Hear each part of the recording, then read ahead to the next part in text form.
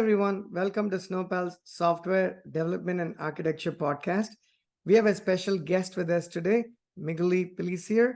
We had a chat with Magali a few days ago. Definitely do check out those podcasts and follow them in sequence. So you follow, you have a sense of what we're discussing here and the book that we are focusing on that Magali has written. Magali Pelissier, she or her, is a senior product executive with a proven track record of improving the bottom line of over 10 products. She has a reputation for finding product market fit, turning around underperforming products, and increasing adoption. With a background in aeronautical engineering and economics, she started her career in analytics before transitioning to technology and discovering her passion for product management. Magali takes a holistic approach to the entire customer experience and has been recognized for her ability to bridge the gap between people, process, and technology. Magali is the creator and host of the Product Perspectives podcast, where she invites stakeholders to discuss how to collaborate more effectively with product managers. As a former elite artistic swimmer and channel swimmer, she embodies the values of teamwork, accountability, and diversity, equity, and inclusion. Thank you so much for joining me again, Magali. Much appreciated.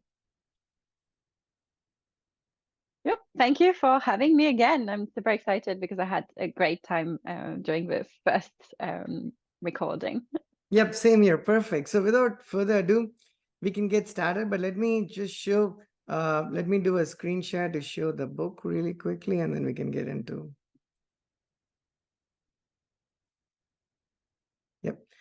This is the book, Future Proofing Product Management, A Guide to Current Trends and Beyond by Magali Pelissier. I'm going to include some links to the book and how you can get access to it. And all of those things on the podcast. So definitely do check that out. So we went through a fair number of pages in the first session and the first sessions, I should say. And we're going to pick up from where we left off, right? That's so definitely do give, watch the other ones, give it a listen so you get context to it. But if you listen to this and then back to it, that's fine too, because we're going to start from a certain page number here. So Magali, we went as far as page 24, in the last session. We talked about diversity, equity, and inclusion, right? We'll pick up from where we left off. And just for folks watching, I had asked a question about diversity. I think it was equality and inclusion. And then you explained clearly as to why it is equity versus equality. For instance, we showed a reference to a graphic, and then we had a conversation about it, right? So that's where we left off. Now we're going to pick up from page number 31. The first item here, right? I'm going to go through them in that same order, but we might, go back and look at some of the other items we discussed before as it's pertinent, right? On page 34, page 31, you mentioned in your book that Airbnb has no more product managers, right? So I want to start there and say what that means, and how has the role of a product manager changed? Is it a question of no product managers? I'm guessing not. It's more, I think you speak to it in the book as well. So I want to just get your thoughts and start the conversation there. Yeah, this is a hot topic. Like, there's been dozens and dozens of discussions and posts about it from product managers and product management thought leaders on LinkedIn. So I would really encourage, if listeners are super interested about this topic, go and find out. My take on this is that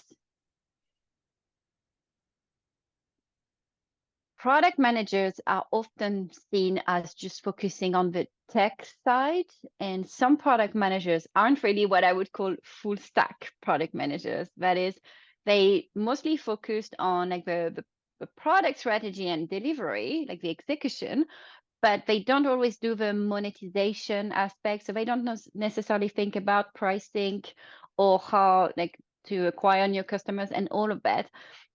And basically my take on what's happened with Airbnb is that they're not removing product managers. They're just saying, hey, by the way, all of that part around monetization and making sure your product is viable for the business and delivers results, this is your job too.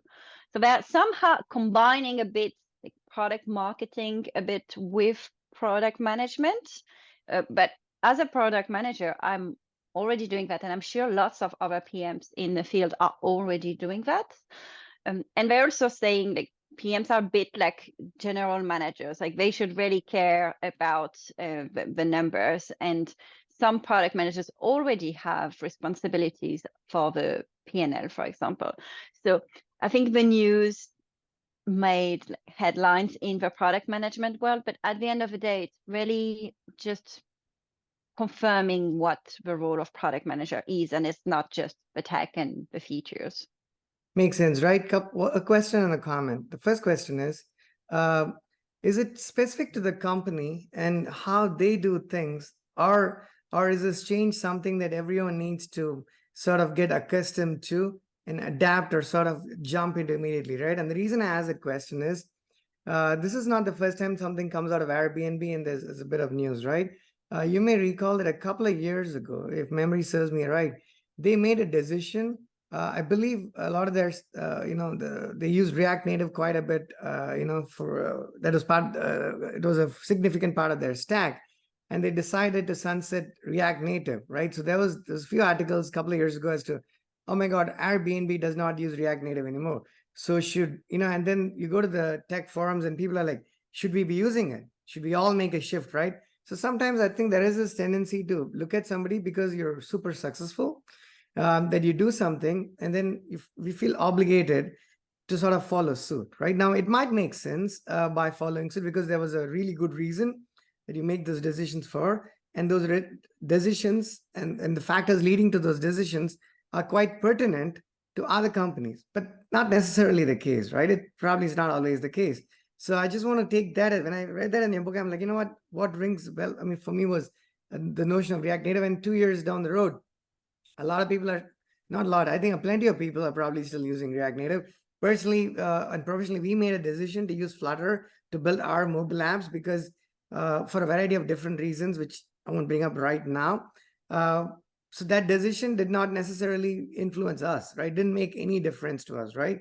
We were happy with Flutter. We continuing to build our apps on Flutter. So if we had sort of blindly dropped the ball at that time and said, let's rebuild what we have on React Native, it wouldn't have made a whole lot of sense. So a long follow-up question, but how do you recommend folks digest that sort of a news and go forward with that? I think that's a great point. Just because a well-known successful company does it doesn't mean that you should do it and that it works for your business. Exactly. So and we have the same thing with what is called the Spotify model. I don't know if you heard about it. It's like the way of working that Spotify has, which has been like interpreted in some way, and now some companies are just trying to like copy paste this to their own organization, but maybe also without understanding the actual essence of what Spotify was trying to do and whether it is suitable for their own company. I think that's a very valid question. My answer for that particular example would be the takeaway is clarify, whatever your company, clarify with your product managers what the expectation is of their role. What is their responsibility? Do they actually have P&L ownership? Should they be involved more in the sales process? Things like this, because it may be a time when people are not sure, is it my responsibility or is it not? So the first thing is clarifying. And then if it's right for your company, then yes, you can clarify that the role of product managers includes this. Sometimes it may be that no, I had a product, for example, which was an add-on, but it was free of charge. So maybe the pricing, doesn't impact me, or maybe I should think about pricing. Is there an opportunity to monetize it? Sometimes it may not apply. There are some product managers for whom it doesn't apply. We talked last time about product management specialization, and one of the specializations, for example, is around authentication, like everything identity and security. Maybe there's nothing to monetize here. There may be parts of the product where it does not apply, but clarifying is setting the right expectations and then deciding what's right for your company. It may not be now as well. It may be that for now it's just information that you digest and you're like, okay, but then in 1 year's time, your company is more mature and maybe you've got different challenges and you want to bring that one of them. Yeah, that makes sense, right? So, I think in early January, I'm most likely going to have a podcast with Steph, who I worked with in the past, and I believe she works out of Germany. And I would love to, I know at some point maybe have the three of us even have a conversation about, because she's a product manager, a very good product manager, and I would like to know her thoughts, on this exact same topic, right? Because I want to know what this means to change the role that you're playing, and also the follow-up question there, Magali, is how do you implement this? Okay, let's say I understand how Airbnb does it. They made some changes. It makes a lot of sense, right? Now I'm in the middle of a release cycle. Sure, I'm not going to do it now. How do you, it's one thing to accept and adapt and understand how somebody else is doing it. And okay, you say, okay, it makes sense to me or it does not make sense, right? If it doesn't make sense, that's fine. Answer is very simple. But if it does make sense to you or your team, how do you sort of seamlessly integrate these changes? I mean, you can, is it almost like the next sprint, you're like, you know what, your roles have changed, let's do it completely differently? Or do you do it very iteratively? And if iterative, by iterative, I mean, do you have one product manager in the team try this out, or do you have every product manager try some of this out in one of the releases that they're working on? How would you recommend they go about it? I think that's a great question. And just like we were saying last time, that some of the themes in the book aren't just for product managers, they can apply to anyone, like DEY. Right. I think this is a challenge, a situation that can happen to many in different contexts. And it's about change management. How do you bring change in a team? I don't think there is one recipe, again, that you can Right. just Okay. buy, So you're saying basically you have to take the certainly, idea, yeah. and then see how you implement it. Is not so much you're saying a recommendation then, right? The recommendation is here. This is a way of doing it, but it's kind of, in other words, there's no silver bullet, right? You can't Mm, provide all the answers in a single yeah. book completely, Mhm. right? So you take Yeah. the ideas and try out and see how to implement it and figure out how execution works, so to speak, right? Yeah.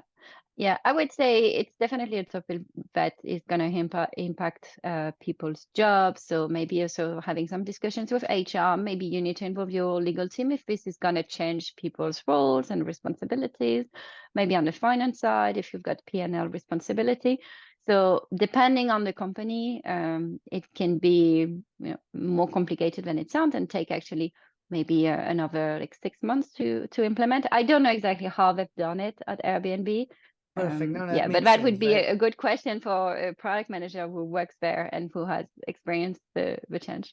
Okay, no, makes sense. Perfect, right? Okay, dokie. So we can go. Let's go to the next question I have here. Sorry, the next item. This is on page 32. You talk about blurring B2B and B2C lines, right? This is of very specific interest to us because we, like I mentioned the last podcast, we went live with B2B products, right? The web app and the mobile apps, right? And then we've ventured into the B2B space this year, right? This is the first year we've kind of gone all out with doing B2B work. So here I need to understand this a little bit more.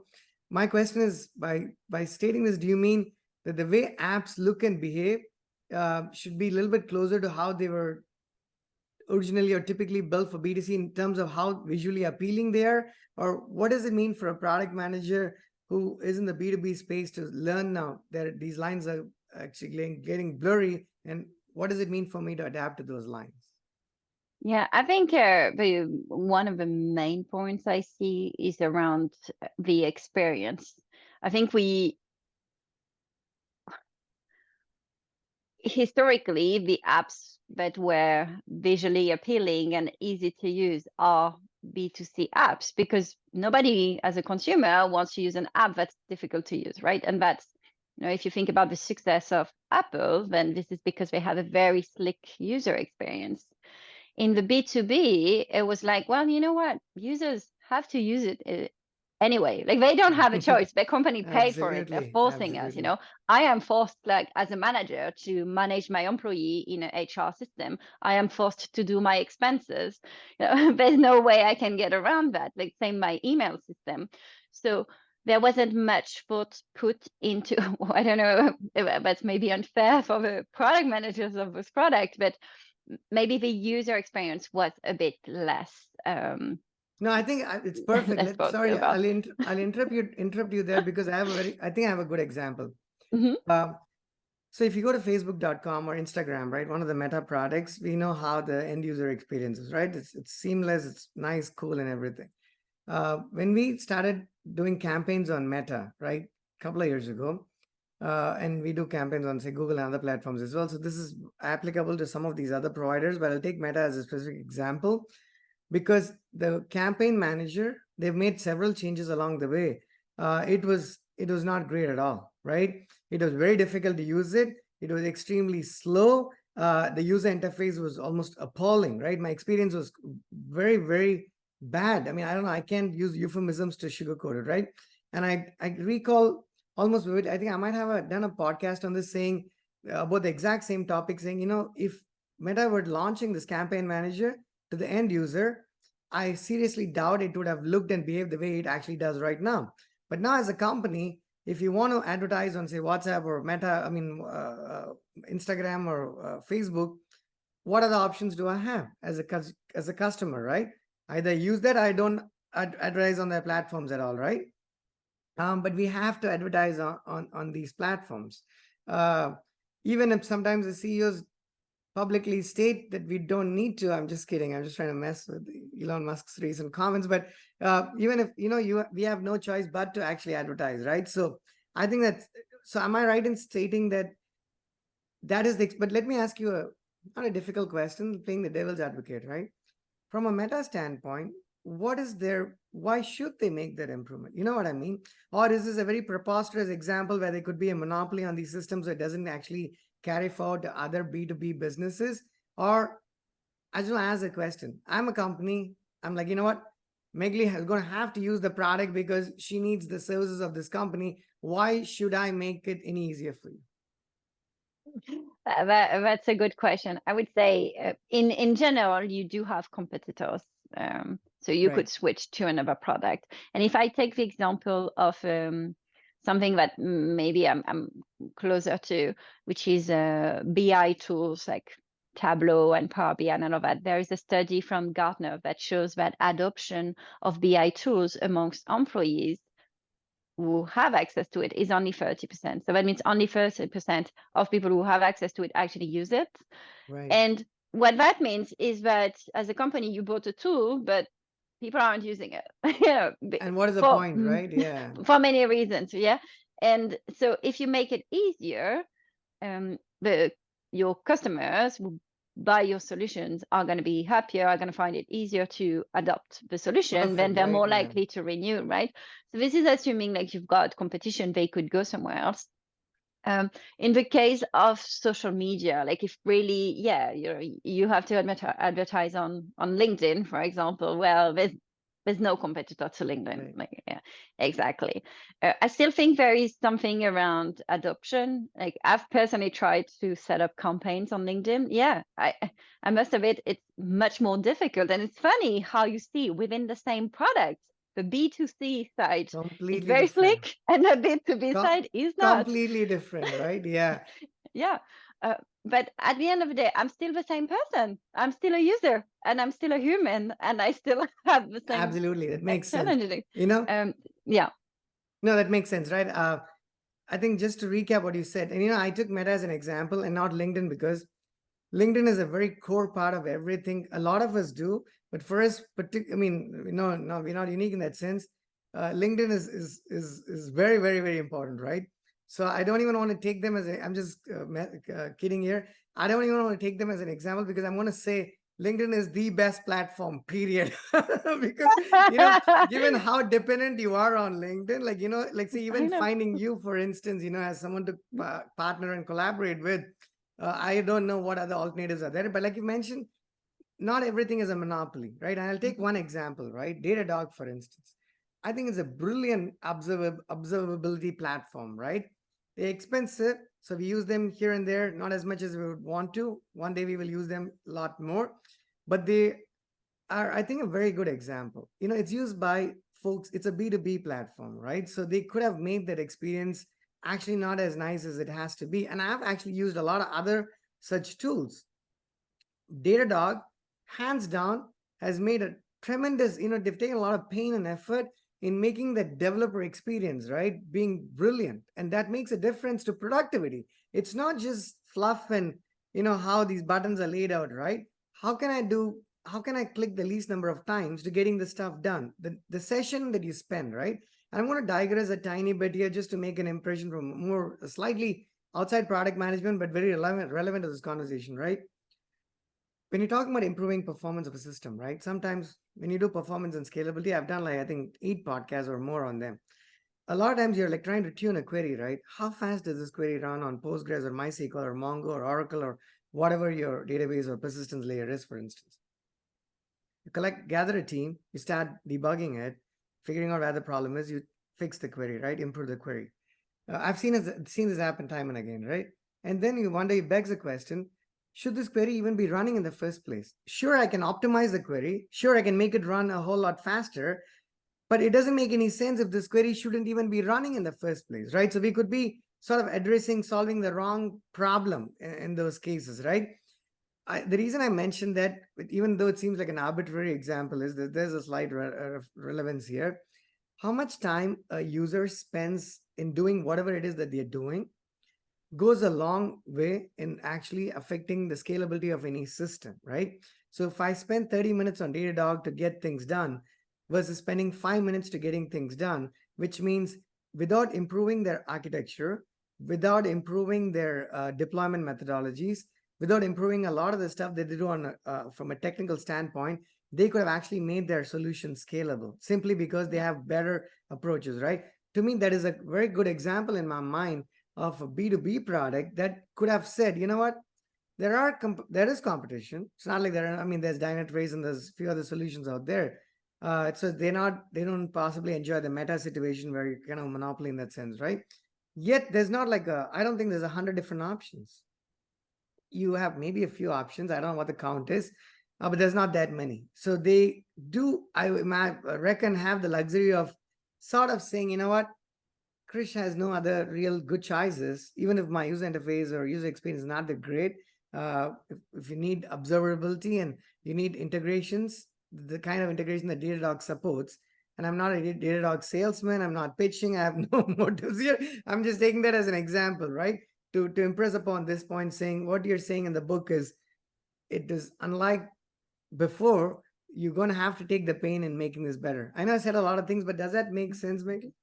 Yeah, no, definitely. I think we have there are lots of examples which I did not mention because I'm like, I don't want to Right, sure, absolutely. upset some people. But I think we don't need to name. We have lots of examples, and it's about, because you mentioned developer productivity, and you know that in the final part of the book, if we get to that, Right. there's something about developer productivity. I think it's critical, right? We are in needs of developers as companies, so we Right. need to provide them with the tools that are going to make them productive and are going to make the experience seamless for them, so that they want to stay in our company and they do great jobs, right? So I think that's also why companies like who buy those solutions should care more. Perfect. Right. Makes sense. Okay. So we'll go to the next one, pages 33 and 34, right? You talk about product-led model versus sales-led model, right? Just to give folks an overview of what you mentioned. Again, definitely do read it on the book. I'm just giving you a high-level overview here. Product-led, I think it's product-led model. Let me check the book. Sorry, I don't want to misquote it. It's on page. Product-led growth, PLG. Product-led growth. I wrote PLG here, but I wrote as product. So it's product-led growth versus sales-led growth, right? So you're saying PLG makes sense. I mean, it makes sense to me because you mentioned PLG leverages self-service signups, product trials, and frictionless onboarding, right? Quoting from the book. But you also mentioned that it's more difficult to implement in B2B than in B2C, right? But I was thinking, at least in my mind, it might be the other way around. So I want to understand why PLG is more difficult to implement in B2B than B2C. Okay, and then you tell me why you think it's the other way around. Well, in B2B, we've just talked about that. Some users, they don't have the choice. They can't always influence the decision of the tool some people, there is in B2B, you've got a difference between the end users and the buyer. Okay. And those buyers make the decision about the technology, and sometimes they don't necessarily involve the end users. So what that means is that even if the end user really likes the product, well, maybe the buyer for other reasons has other thoughts about it. So there's one. The second is also the lead time in B2B. You often have like a sales cycle. Like some companies have to go through like actual procurement. Like I work for a big company. I can't just go and buy a software like this, right? It has to go through procurement, all of that. It's going to be a whole process. So it's much more difficult to like shorten the life cycle to get to the sale. Then in some companies, I'm thinking, if you work in the financial services sector, your like security on your laptop is quite tight, so you're not going to be able to like use tools like this as well. Just if you want to use Slack because you like Slack, you can't just use it. Like I see. Yeah. you can't try it, you can't install it. So unless you have used it as a consumer because you're part of some like developer community, for example, using Slack, then it's much more difficult for you to even like engage with a product. And then there's a whole question around pricing. I think pricing, and maybe this one is not an actual argument, it's more like B2B companies need to change. But they need to change their pricing because at the moment it's very opaque. Like contrary to you want to buy, I don't know, a Zoom license, then the pricing is transparent. You can see, okay, I get a license, this is this. On a lot of B2B products, it's contact my sales team, right? So the pricing is a lot more complicated. Oh, I Which see what is you mean. an Okay, I think that impediment. particular one actually kind of hits the point for me, right? Mhm. Because when I go to certain products to check out, we use a lot of these products to run our business. When it's even, even if it says, even if there's a free trial, great, right? Even if there isn't a free trial, personally and professionally, I've sometimes signed up for it for a month to give it a shot, right? To see how it works.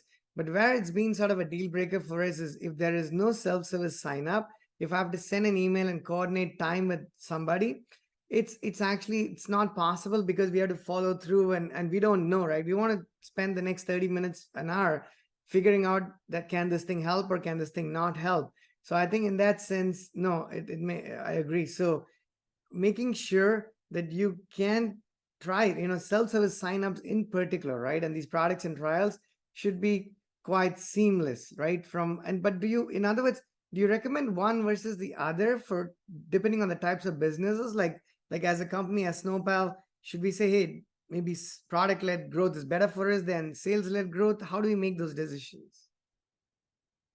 I think talking about Airbnb earlier, there is usually not a blanket approach, like you can take what a company is doing and do the same.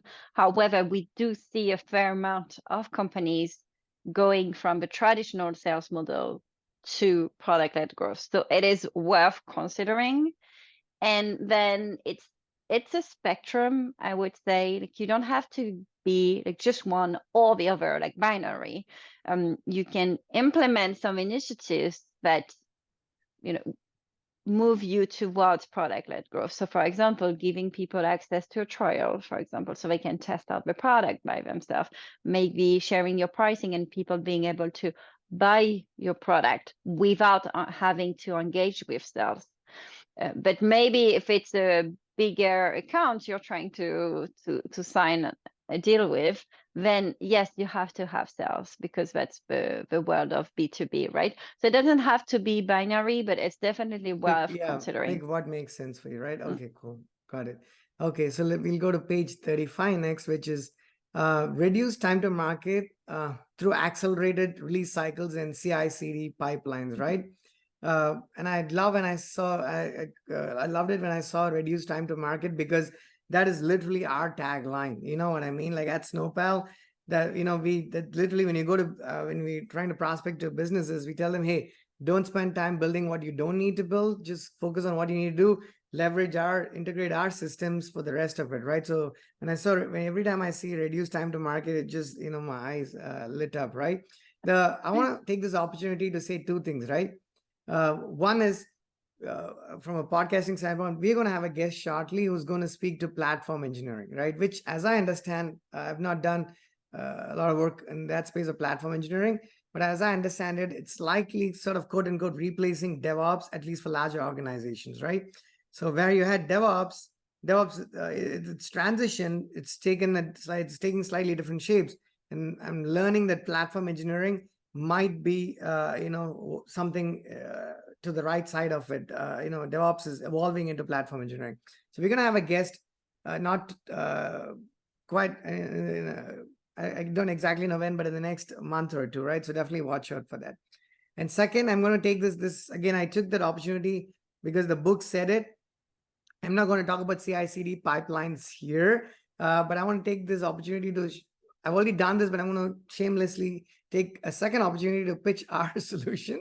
So for folks watching this, definitely go to aws.snowpal.com, check out our APIs, and then you can connect the dots between what Magali mentions in terms of reducing time to market and what an example of such a platform hopefully possibly is, right? So I don't have any questions there that on that page in particular. I'm going to go to because if I have to answer questions about CI/CD with an engineer, I'm in trouble. no, we are good. But if you want to add anything, Magali, sorry, I don't mean to. You can add something. Yeah. No, I Okay. don't have anything to add. Yeah, no, I think you could definitely have an entire podcast talking about this topic, and I would be listening. Oh, perfect. Thank you. Yeah, we'll be talking platform engineering, and I'm super excited about it because I haven't done any work in that space yet. Yeah. Okay. Next is page number 36. Proliferation of product management tools, right? I encourage readers to again read the book, go to page 36 and check it out for yourself. But my question is, I want to make sure I understood that correctly. You mentioned proliferation, right? But you don't mean that in a way where you're saying there's too many? I don't think there's ever too many. Is it? Oh, okay. Well, good. A lot of competition is good. Can there be too many tools of something? As a consumer and the person who wants to buy, it's good to have choice. At some point, there's going to be consolidation anyway. I think what is a lot, though, is yes, so there are new tools coming up on the market regularly. Some well-established players now over the last few years, but with generative AI and more of these things, I think a lot of companies are starting to say, okay, we can make things even easier for product managers. But the question is, are those companies really going to survive Right. over the long term?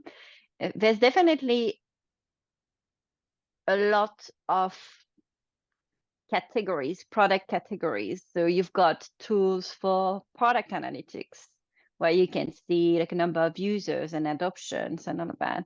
There are tools for product road mapping, where you can basically do that. You create your roadmaps. Some of them include sections where you've got insights. So you've got all the user research that you do, and maybe even the market research and all that surfaced in the tool. There's lots of different categories of product. And what that means is that unfortunately, we may have sometimes to combine different products and use them together. And that's a lot to learn for product managers. That also means jumping from one tool to the other. And that means that as a company, if I wanted to implement something like this for my teams, and I have to prioritize what's the most important, and most likely, if we go to product operations afterwards, most likely is sort out your analytics first, right, and then think about like your processes and governance. But there's definitely a lot of tools on the market and a lot of new things to learn for product managers, but it should make their life easier at the end of the day. Perfect, right? Let me ask you a question there. And again, there's no right or wrong answer here. I'm asking a question just based on my experience, right? Now, there are different types of companies. Let's take two of them, right? We as a company at Snowpal, we have a lot of tools that we use. And every time we see something new, we give that a look, we check it out and see if it makes sense and if it's how it's going to make our lives better, more productive, etc. Right? So in other words, our school of thought has generally been just because we've done certain things a certain way in the past doesn't mean that we're going to have to continue to do those very same things in those same ways in future, right? Certainly not.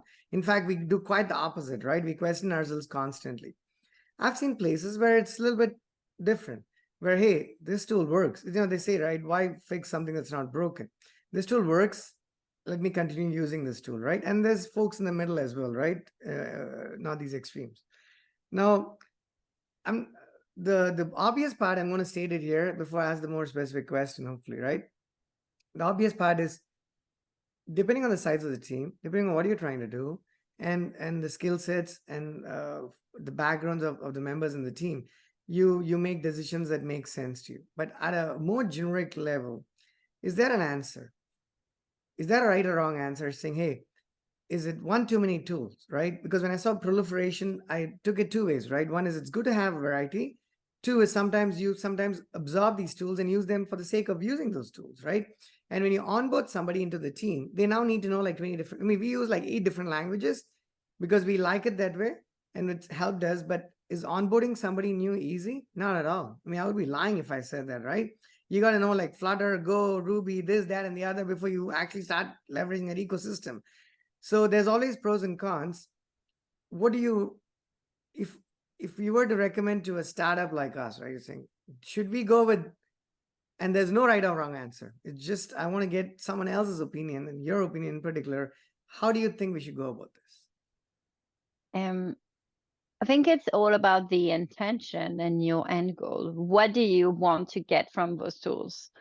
And there could be valid answers to that. But I think one of the most valid is, well, like we could improve productivity and productivity through like the actual like output that people get done, or because it will streamline the communication. It means that we won't have some instances where, I don't know, we released something and people weren't aware about it and we didn't have marketing material to go with it.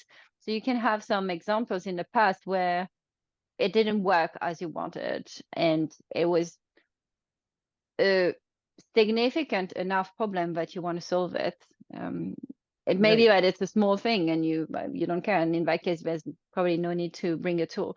But which metric is bringing this tool gonna change, and in a positive way? I think it is a illusion to think that a tool is going to solve everything. It is true, you need to train people. It's however easy it is to use this tool. I don't know how we define easy, but the user experience has been well defined and all this. You still have to onboard people. You still have to help them get up to speed. The tool is not going to solve everything. Technology never solves the problem, right? I think it always starts with people, but knowing if you've got a real problem to solve and if this tool is going to help you. Otherwise, you're right, it's just a tool because it's cool. But by the way, it also works in terms of talent acquisition. One of the things you mentioned is, well, in the case you already have a tool, like, it does the job. Yeah, it does the job, but everybody hates it. Other companies, your competitors, or other companies employing developers use this super other tool that is so cool, and you're not using it, and it's the future. You're going to lose your talents. And going back again to developer experience, which is in chapter 3, you can actually see how implementing tools. I've got some stats there. Like, really increases productivity. So you've got, Duolingo, I'm reading straight from the book, increasing like developer speed by 25%, cutting median code review time by 67% just by investing in tools. So you really need to know why you're bringing the tool, not just bring it. Perfect, right? I think you made some brilliant points. I'm just going to add some more examples here, right? And just give references to how I've been in projects where there are multiple number of squads, right? Like teams that are working on different parts of the products. And as you switch between these squads, I've noticed that, let's say, if you in the agile world, right, you have to take everything with a grain of salt. I think as I've grown older, I've realized there's not a single perfectly beautifully correct answer, right? You're going to have to make those judgments yourself. Now, I take an example of this tool where you just have poker points, right? You say how, you go about each member in the team assigns points to a particular item, and then you go with the median and see if there's a big standard deviation. If Magali said it's 2 points and Chris said 10 points, and you have a conversation. If all of us said 4 points or 3 points, and we know we are all on the same page, right? There's a number of tools that do this. There's a number of tools, right? Now, I've been in products in teams where every squad uses a different tool. Now, there's pros and cons. The pros is, hey, this squad likes this. Why force standardization, right? Seems like a perfectly valid point. And it is a valid point at that if you just looked at that. Now you switch between squads and teams. Every time somebody pops in, you're going to have to sort of give, it's not like a half an hour overview. It's still a 5-minute overview on what this tool does. And then that tool disappears at some point. Somebody brings in a different tool, right? Now you're just assigning points to these tickets and issues, and different people in the team are giving points, and then you're finding out what the median and standard deviations are. Do you need like 7 different tools? Are you big enough a company to have 7 different tools? Is it hurting productivity or increasing productivity, right? I'm taking a very simple example of a tool that's used only during a meeting. But if you extrapolate this to other tools, it can mean different things, right? So I think my suggestion would be to teams, before you incorporate these tools, right, just make sure it's okay to have fun, and we want variety as people working in companies, but there is a cost associated with that fun. It's one thing for me to check a tool out over the weekend because I want to check that out, but it's yet another for me to actually put that into test in a team and say, let's see how it goes, right? So I think there has to be it's individual decisions. Now, no matter what these numbers are, right, AI is going to give us a lot more data and numbers and decisions and LLMs and whatnot, right? But I think till today, at least, I feel like there's still a human intervention needed to make some decisions. Now, we may have this conversation 6 months down the road, and this could have completely changed, right? But till it does, I think it's important to remember there's a lot of tools. It's good to use tools. There are plenty of. I'll give one more example before you go to the next point. You mentioned code reviews, right?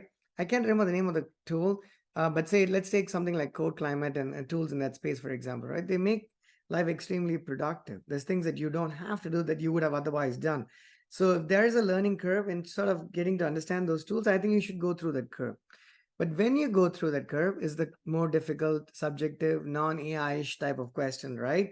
Do you go through it in this quarter and next quarter? Do you sort of explore that with this team or that team, with a squad that has folks from, folks out of college to folks who have done this for like 2 decades, or a team full of fresh graduates out of college? What the demographic is, right? A lot of these things play a role.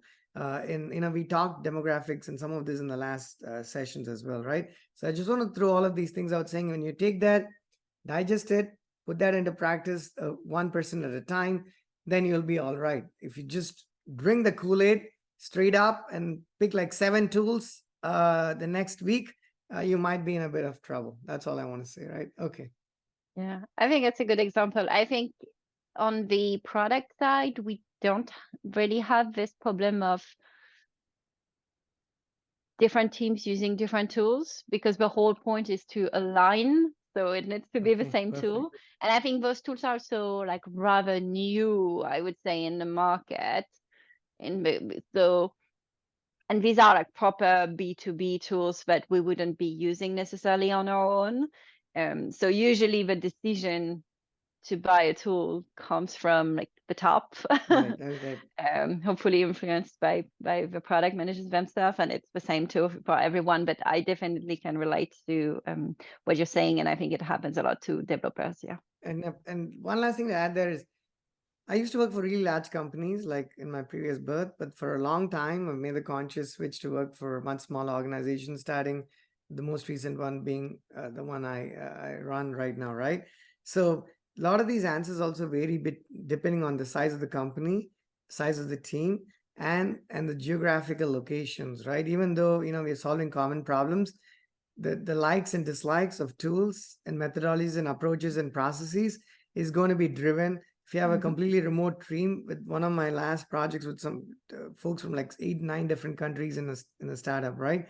The choice of tools was quite different from working in a company that's located predominantly in the US, with most of the folks located here, right? So there is also differences in that sense. So I think, and that it's a good point that you mentioned. Yep. Okay. So page 38, product operations, right? So I did not know that. I knew DevOps, but I did not know product ops. So when I saw that, I was like, that's cool. So you mentioned 3 pillars, right? I sort of want to speak about one thing in particular.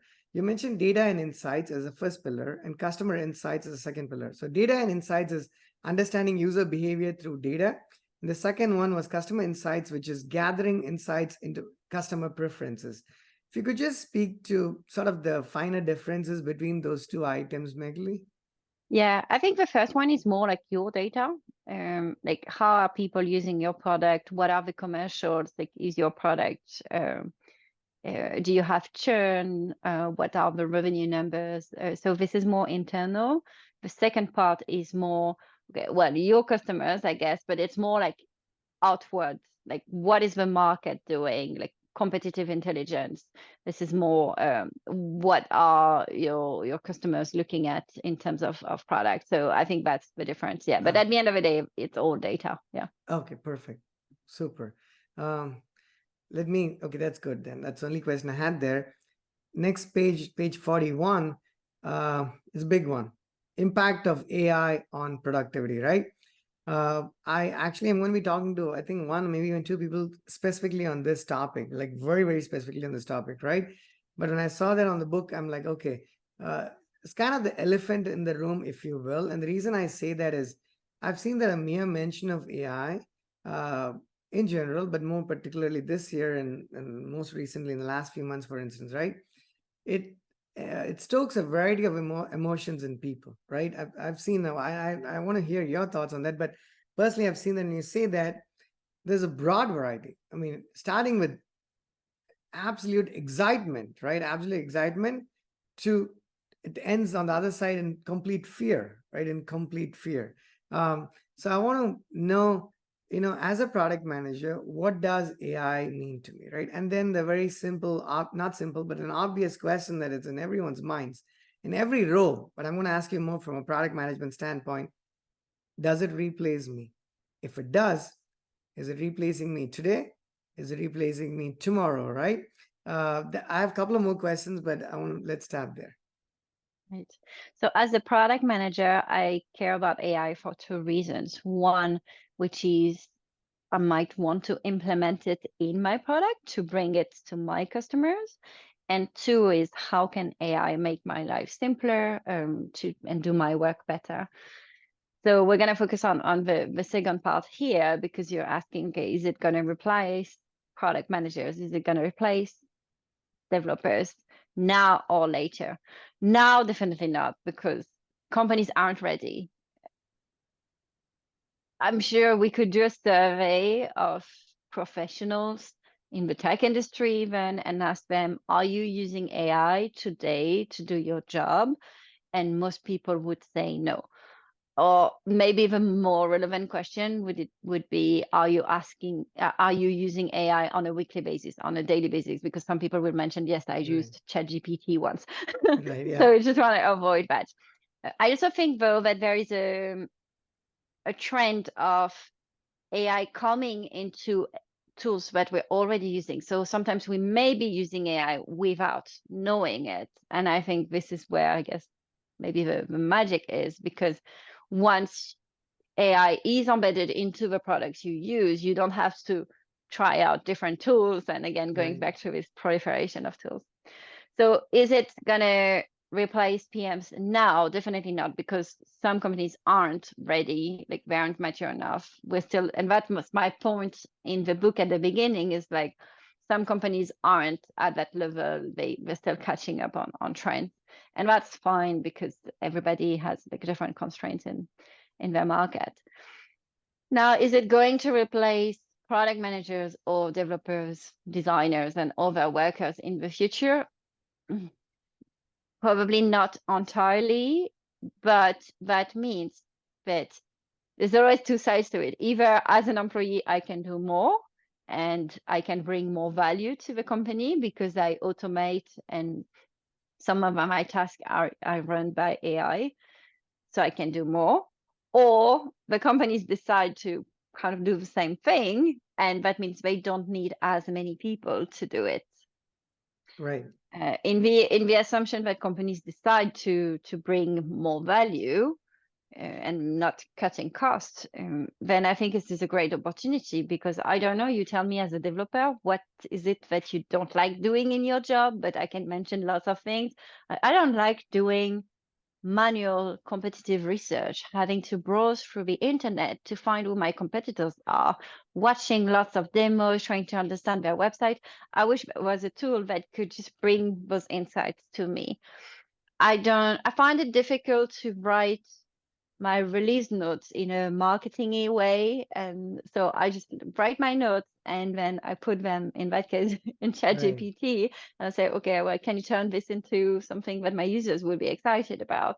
And, or, using the tone that my marketing team has decided we should use.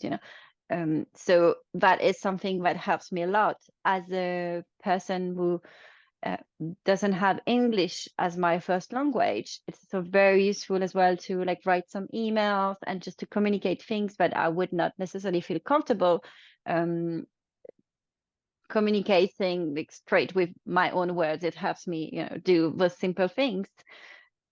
So there's like lots of ways that it can No, those help are like us rather those are than like just replacing us. those are like brilliant examples, right?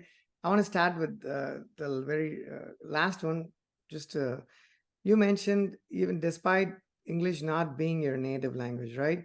Now, I don't know if that helps my cause, Megli, personally, because every time I mispronounce something, that has been my excuse. Now everyone's going to watch this podcast and like, no, there are other people where English is not their native language, but they seem to pronounce quite well. So maybe I'm not so so sure, because that's been my usual bailout situation. Like, Krish, what are you saying? I have no idea. And I'm like, you know what? If I have no place to hide, nowhere to run, I'm like, you know what? I use this trick. That's not my native language. I'm just trying to add a little bit of humor to this, but the rest of your points are like spot on, right? It's not going from the fear to the excitement, right? I think it's important to understand, just to state some part of the obvious, which is you can't delay, it's only delaying the inevitable, right? AI is here, lock, stock, and barrel. How it's going to be, it's going to make a significant difference to our lives, professional lives, personal lives as well, as we move along, right? So you're going to have to learn to adapt and use it to make better, more informed decisions. So the examples that you brought up, I think, are great examples. Things that you can do, you're completely qualified to do, and you're capable of doing, but you shouldn't have to be doing because a tool can actually do it. So the fact that you are writing the release notes is something you do, right? Let's say as an example, because you define what changed here in this release, in this version, how to make it presentable to different communities, right?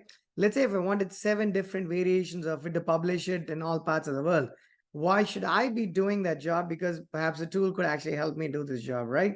So leveraging it and making it part of your routine on a daily basis makes a difference. Like, I'll take GitHub Copilot as an example. I highly recommend it, right? Again, one more product that I have nothing to do with, I don't gain from it, but it's a beautiful product.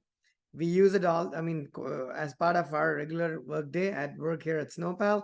And I did a podcast on that as well, but the productivity that it brings to the table is just phenomenal. There's code that you write, even if it doesn't recommend the best version of the first time, after you wrote a few lines, it starts sensing what it is that you're doing, right? During the scope of that method or the function or whatever it is that you're doing, right? And it starts recommending. Sometimes it's off, and then you have to hit escape, and it becomes a little bit annoying. So there are times I've actually disabled it when I was writing something. But for the most part, I leave it enabled and have it pick up. And it actually currently I've seen that it does a better job in some languages that we code in compared to some other languages, right? So again, probably goes back to LLMs and things of the nature, and it's going to keep improving whatever it is that it's doing, right? So I think all the points make complete sense. Um, One more relevant question there, right? If 2 product managers use the same AI tools the same way, correct? Let's say Megli and Krish use the same tools. The company's given both of us access to the same tools, right? As much as coworkers, we help each other. We want each of us to grow. It's undeniable that there sometimes comes a time where one of us gets promoted. I mean, there's only so many people who can get promoted. You can have only one CEO or something, things of that nature. So if I brought competition, which is undeniable in a world we live in, right? If I did not have AI and there were two product managers and I was competing with my skills, right? I was like, hey, Megli is great, what she does. Krish does a few things, and then we find our comfort zones, and so we go outside our comfort zones. We prove our mettle, and then we move through progress in our careers. There's a lot more subjectivity that we brought to the table as individuals, is what I'm trying to say, right? You bring AI into the mix, a lot of tools, fancy ones, not so fancy ones. They're doing a lot of what we would have otherwise done. How do I differentiate myself from Megli as my career progresses? That is a great question. I think at the end of the day, it is just a tool, right? So question does apply today. And I mean, we don't ask this question today, right? But AI is just a tool. It is true, and you see it on the result from the research, which is on page 41, that if you had like top performers using AI, their productivity is going to increase a bit. But people who are more, on that normal distributions toward the middle, their productivity increases much. So what AI does, it's kind of like narrowing the range of performance. So as a high performer, now I'm not that different, as much different as before. How do I differentiate myself? I think we have to differentiate ourselves on the human side. And if you go back to chapter 1, which is about people and skills and the skills we're going to need in the future, we need all the fundamentals around product management, but we need all the fundamentals of collaboration and teamwork, like running workshops, things around like decision making, because ultimately we are the ones accountable. We need like people skills, like emotional intelligence is becoming like so important, right? I think it's probably on the people aspect. Perfect, but right? And I want to pause. I have a question there, but I want to pause for a moment and call it for this, right? If I had written a book, which I don't know if I have the ability or the skills to do, but hypothetically, if I had written a book, and if somebody asked me questions about it, right, I would be nowhere near the answers that you're able to provide. And the reason I say that is when someone says, we have so many repos in the company, right? And sometimes there's a question about how do I go do this? And when I look at the code, I'm like, okay, I don't know who wrote this. Let's go ask them. And they'll be like, no, looks like you wrote this code, right? You're the committer. Because you write it and you almost forget it, right? Unless you look at it and have a point of reference. So as I go through these pages, it's easy enough for me to jot it down and say page number 41 in these items. But I want folks to recognize that Magali has to now remember is like page 41 in a book. What is page 40? You know what I mean? What is page 41, right? So your answers are spot on. And it's just amazing. So I just want to call out for that. I'm cheating, but don't think I do have the book next to me, so I see what page 41 is. It's your own book. You couldn't be cheating if it's your own book. So it is so no, I get it. But this is awesome. I'm just asking because sometimes I'm trying to draw these examples and you don't know why I'm bringing some example, because it's only in my mind, right? There's no way for you to know. But I take a point from the book and I'm trying to correlate that to my own experience just to give more context to it, right? Because as a developer, I understand theory only a little bit, right? Only when I put that into practice, it sort of digests and starts imbibing things, right? So perfect, right? We've talked about how they were different. And you mentioned a point which I think can bode for its own podcast. If I can continue to convince you to come back, which is you mentioned a point that's very interesting. You mentioned AI for top performers, it surely makes a difference, right? It makes them better. But for folks who are not yet in the list of top performers, you mentioned that it actually might help a little bit more. So it bridges the gap and brings them together, which I think is a very, very interesting item to talk about. But if I did that, I would probably spend the next 50 minutes doing that. So I'm going to coerce myself to table that idea and see if we can come back and have a conversation about that item or start the conversation there, right? That's a brilliant point. Yeah, I'm going to put a mental note to myself. It's an hour into the conversation is where I need to go look at. Yep. The next one, we'll go to page 45. Gartner hype cycle. You mentioned there's a chart here. Let me share my screen and bring up page 45, and then I will ask my question. Right, this one for folks to actually look at it for a second. Right, and I want to talk about the trough of disillusionment here. Right, I have a question there. What are some ways to get out of here, to enter, more particularly the next one, which you call, which the graph calls, the Gartner hype cycle calls the slope of enlightenment, right? Because it's, so just ask my question again, going from the trough of disillusionment to the very next step, I guess, is the slope of enlightenment, right? And I ask this because we feel it as people who are doing this. If I had looked at the chart or the graph, the diagram, the illustration a few years ago, it would have meant something else to me. But just the work I've done at Snowpal, the variety of things that we do, a lot of these English words make a profound impact. You know what I mean? They're just not like words. Sometimes, if I read something that I don't understand as much, they are words, right? It's a beautiful illustration. You look at the words, it like makes sense, and you go on. And when you live life a certain way, like I have a quote up there, Albert Einstein's quote. I'm going to not do justice, but I'm going to call out for it. Oh my God, I'm not going to do justice. Let me actually share my screen, because this, I think, is completely worth. Sorry for this digression, Magali, but I think I want to call out for it to just make a point here. Yep. Yeah. No, I want to see it. I want to know what you're talking about. Yeah, I don't know if this is the one that Albert Einstein had wrote on a piece of paper and left as a tip to somebody when he was at a hotel and didn't have money to tip it. This might have been the one, or it could have been a different one, but this could very well have been the one. Just read this out aloud. A calm and modest life brings more happiness than the pursuit of success combined with constant restlessness, right? It couldn't have been a more brilliant selection and choice of words. To think that this is from a physicist, right? You know what I mean? It's not from somebody who's like a motivational speaker or who's adept at this a little bit more, right? You would think as a physicist, it's very, I don't know, I don't want to stereotype physicists. I'm just saying, to me, it's more understandable than a formula or something of that nature, right? I have it on, I see it all the time. But sometimes you see it, it's easier to see it than to imbibe it, right? I see it every day and I'm like, am I trying to do a few too many things, right? Am I calm? Am I restless? Am I doing this, that, and the other?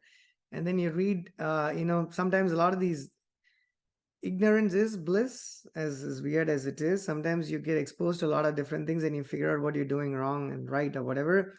And then coming back to my question in a very, very long and winded fashion, hopefully the folks find a connection, even if I didn't articulate that as well as I hoped I would, in terms of why the trough of disillusionment and the slope of entitlement has anything to do with Einstein's quote.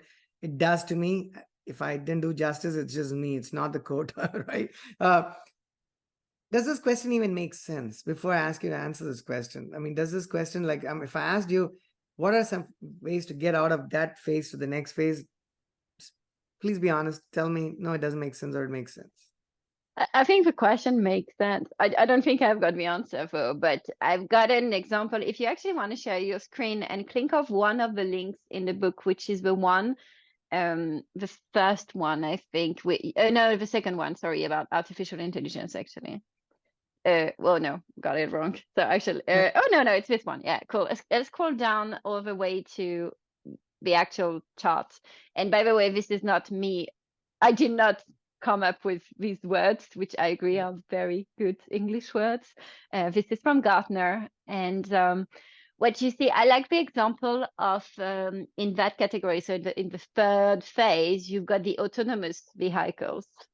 And I think we can very much relate to that. So, it went through that cycle already where we had very high expectations around autonomous vehicles. And then it just went downhill. Like, I just come back from San Francisco and they have autonomous vehicles in the Right. street. That is so cool. But then when you read the media, there's a lot about, oh, there was an accident, or this woman unfortunately was dragged for meters by this vehicle. So like those very horrible situations. And I think what that has showed us is that we had very high inflated expectations about how autonomous vehicles are going to be the solution to the problem, and they're going to be amazing, but actually they come with lots of things, which means the technology is still not quite there yet. So that's why, yeah. So you can really see where they're going through that journey. And now, thanks to these trials that are happening, there are improvements being made to the technology, and slowly they are, rebuilding and regaining trust.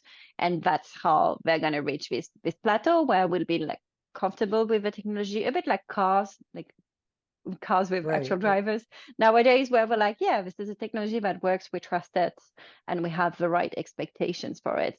So I don't know how we get out of it, just by iterating and keep on making improvements to the technology, I guess. But I think this is a good example of going through the curve that Because I guess lots of people can relate to. what I was trying to ask, I guess, is there an alternative to hard work? And your answer seems to be like, no, Krish, you're going to have to work hard. Exactly. Yeah. And you mentioned cars. So I think the way I saw this when I saw this as well was, it's like these concept cars, right? There's always an innovation trigger, if you will, at least the way I see it. They're all beautiful, fancy. When I was younger, I used to look at those concept cars, and I didn't know at the time that they were really concept. A lot of them never made it, never saw the light of day, right? Or if they ever did, they'd look quite different from what you had originally expected, right? So I guess this says that because even this talks about broader technologies, right? It talks about AI engineering and composite AI and all of this really cool stuff. But I want to make it even simpler. Even in a typical release cycle, right? Let me talk one-on-one with the dev team through this podcast, right? With your help. If I dare trivialize this fantastic Gartner chart here, even within the realm of a single release cycle, I think we do go through these I don't know if they are called emotions, but to me they are, right? Expectations over time, because we start out saying, oh, you know what, we're going to do a million things in this particular release, right? We have great ideas and we hope to do it. And then we realize, you know what, is it possible? Did we bite more than we could possibly chew? And then you go through this trough of disillusionment, and then you go again, the slope of these are beautiful choice of words, like brilliant choice of words, right? Like slope of entitlement and then plateau of productivity, right?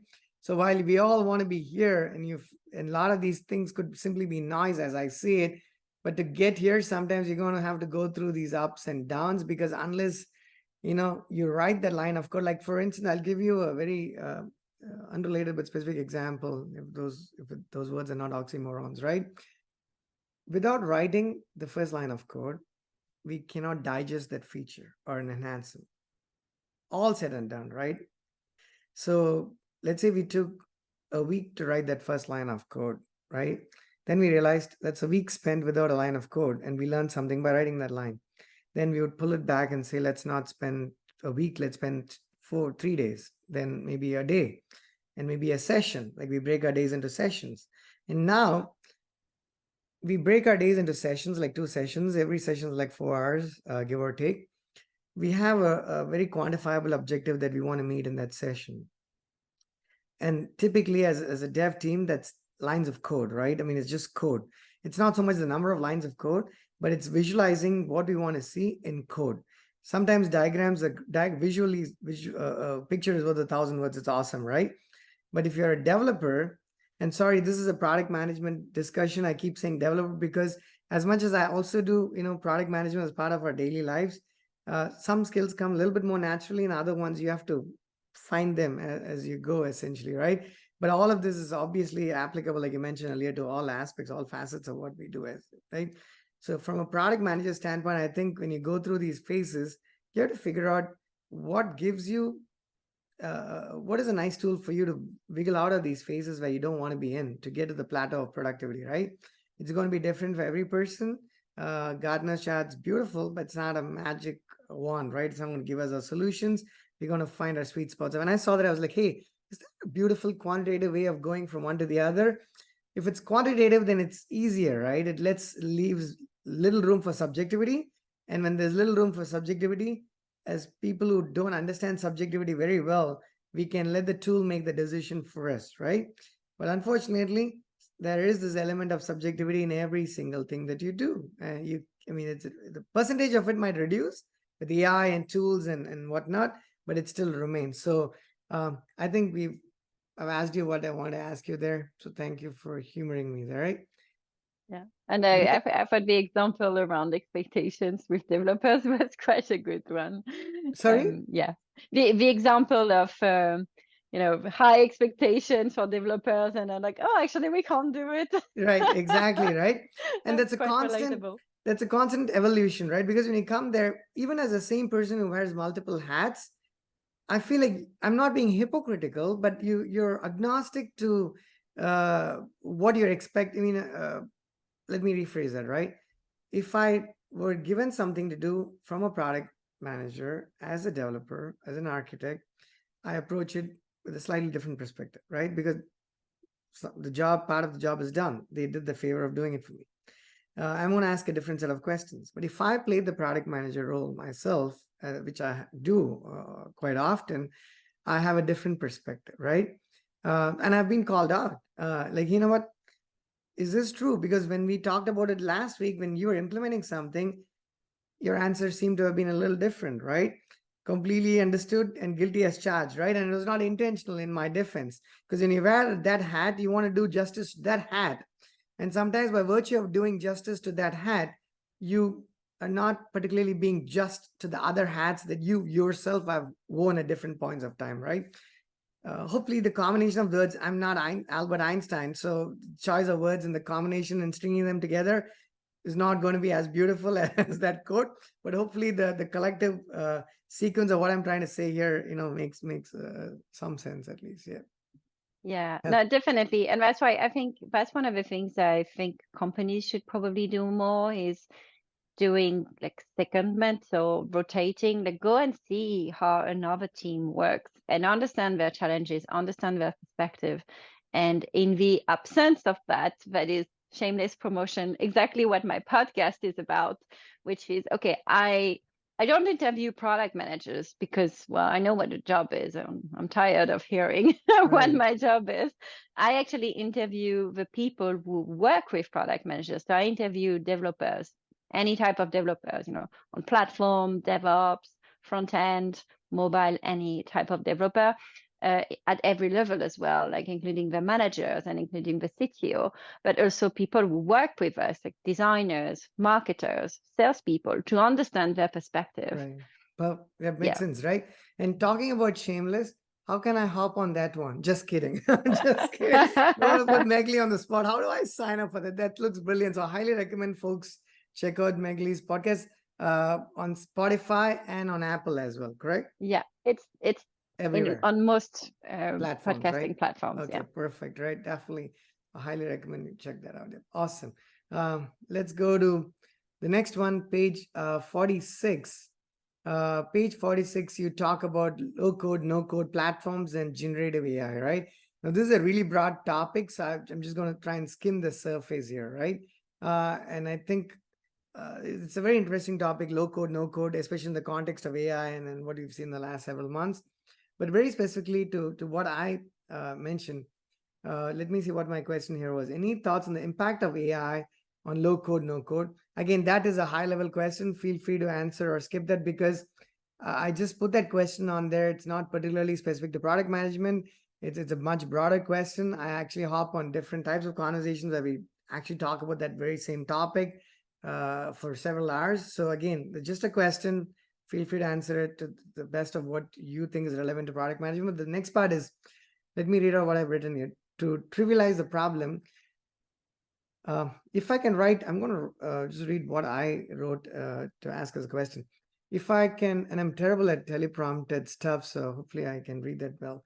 If I can write code faster as a developer, but actually not writing code and relying on AI tools like, say, AWS Code Whisperer or GitHub Copilot, what happens to low code and no code tools? Now, this question may or may not even be relevant in the context of product management conversation, Magali, but I'm just going to just say it one more time, the question, and if it makes sense, we can discuss that. Otherwise, just move on to the next one. My question was, it's a valid question, just don't know if it's a valid question in the context of our conversation. If I can write code faster as a developer, but by actually not writing code, right? I mean, I'm writing code faster by not writing code, meaning having someone else do the job for me, like a tool. And I rely on these AI tools like AWS Code Whisperer and GitHub Copilot, the two tools I'm reasonably starting to use a lot more. What happens to low code or no code tools? That's the question. Take it for what it is from a product management standpoint and just tell me what you think. Yeah, I think that's a great question. And I don't know those tools you've mentioned, but I can see how the developers can get a lot of support and be more productive thanks to, AI tools that help them write the code. But at the end of the day, it is still code. It is still scary. For non-technical people, it's still like, oh my God, it's code. It Yeah, there's really we'll just take credit for it. We didn't write it, the tool wrote it, but we're like, yeah, we'll shamelessly take credit for it. No, sorry, keep going. no worries. And it still requires, all the infrastructure and all that work, and then you have to, your code has to run somewhere and all of that. So that's still quite complicated for non-technical user. I think so. Again, think about it like a spectrum, and if developers are here and they have to code everything, then AI is going to help them bring them here, whereas it's easier and they can be assisted in what they code. But on the other side of the spectrum, you've got people who are not technical at all. Maybe some people in marketing team. And actually, I had a recent example where my marketing team has to create websites like quite regularly for new projects. Well, just having an AI tool helping them to write the code that produces the website, it wouldn't be enough. Like they really need something which is much more user friendly, like drag and drop, spins out Right. a tool. So I think this is where probably the use of AI won't be as much in writing the code, like helping me to write the code, but I think there's already some tools on the market which you can try, which you describe your website that you want. You say, okay, I want to create an e-commerce website. I have a bakery, and it just creates the website for you. So this is the magic combination of no code or low code with AI. Absolutely. I think this is really where the magic comes in, because at the moment, low code, no code tools you still have to build quite a lot. Right, absolutely. No, I think yeah. you bring up a great point, right? Let me add to that point essentially, right? Now, you mentioned, we talked about roles a little bit in the last sessions as well, right? What I see happening, I mean, this is my take, right? What I see happening is if you, right now, or maybe years along the way up until this point, you had to understand a programming language to be a coder, right? Stating the obvious. You understand what the construct is, you use it, depending on the language you work on, or if you're like us, you work on multiple languages, you're polyglot, you start coding. Because you understand programming methodologies, models, design patterns, logic, approaches, the whole method to the madness, if you will, right? I think it's going to change quite a bit where, remember you said high performers and low performance in AI bridging that gap? I think it's going to bridge the gap between roles as well. I actually see product managers as an example, since we're having this conversation, and just as applicable to other roles as well, become developers a lot more than they may have been in the past, because you understand products and you understand what the role entails, right? Product management. Well, you may not have been a coder so far because maybe that's not what you do, it's not your interest, whatever be the reason, right?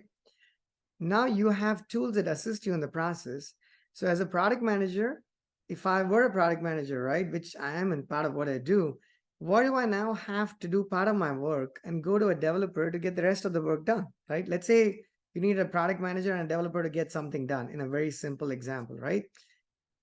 I feel like AI is going to, as AI progresses, both parties are going to be at the exact same position. A product manager who is not a coder can use AI to fill that void. A developer who's not a product manager can also use AI, but a different suite of AI tools to bridge that gap, right? So I think upskilling is going to possibly mean something different in future, right? Which is very interesting. And I tell this to developers, the reaction is very different when I actually say the same thing to product managers, very understandably so, right? Because there's always a question of,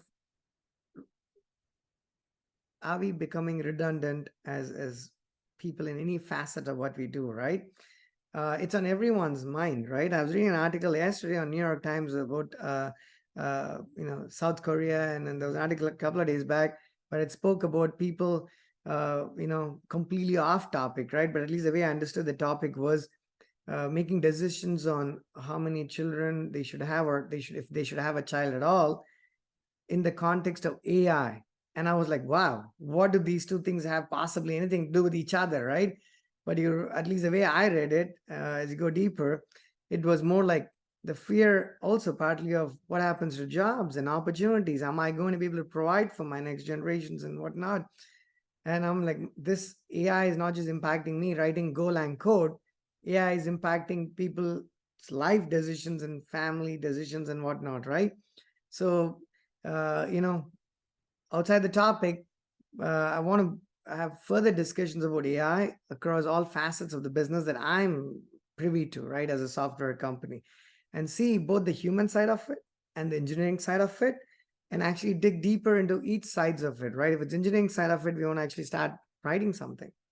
Let's bring in a product manager. Let's have that person give us a developer playing role reversal, right? Having them say, let's solve this problem. You don't need a developer. Let's start writing code. That'll be a practical implementation of a product manager actually being able to do what the coder would have done, some part of it, right? That, the proof is in the pudding, as they say, right? But that's for a different conversation. Sorry, there was a little bit of a segue, but thought it was a little more, it was relevant. And I always think everything is relevant to what I'm talking about. Sometimes it is, sometimes it's not, but hopefully some of it makes sense. It is. I think that's a very interesting point. Yeah, and as a product manager, I would certainly enjoy very much if I had no code tools, which are already available, where I can just play and create some quick POCs. And that's why also tools like Figma on the design side are so popular, is because you can rather quickly create something and test it out, right? So I think there's definitely value in non-technical people being able to get solutions out of the door that can be used to some extent at varying degrees to Perfect, experiment. right? That makes sense. But I'll say, you said Figma, so I'm going to add one thing. There's not a question, but just a comment. We used to use Figma for a little bit, right? But as a team of engineers, it actually slowed us down. It's funny, right? That's why I want to say that there's two sides to every coin. That's why, every day I grow older, I realize there is really not a right answer or wrong answer. When people are arguing about I'm right and you're wrong, it always cracks me up now, because you look at it from a different perspective. Everybody's right and everybody's wrong, right? Now, when we use Figma, we have a team, we have somebody who's super fast in churning out CSS, right? He was like, Chris, do we actually have to use Figma, because it actually is slowing me down? I can build, create the SAS artifacts for what we need here in much quicker time than the tool can do it, right? It's funny because that's very specific to an individual, because they happen to be very good at what they're doing. But the tool is meant for a much larger population, right? So the answer is, hey, this tool is going to help you most of the time, but there will be situations where your team can be productive without a tool, right? So don't force a tool on anybody that doesn't want to use that particular tool. They may want a different tool to be able to use it. This has little to do with the previous topic, but I want to still say it because it's a very practical problem. Sometimes you get dumped with tools that you actually don't want to use because they are not the best tools for that job, right? And then there is a decision that's made that's pushed top down. And I'm like, okay, are you using the tool? If you are, then I think I give more respect to your choice of those tools. But if you have not used the tool, if you've not felt the pain in not using a tool and you make the decisions around those tools, maybe you should ask yourself if you are the right person to make those decisions, right? So, but that's a more management discussion, not my skill. I don't want to venture there, but I just want to add that, yeah.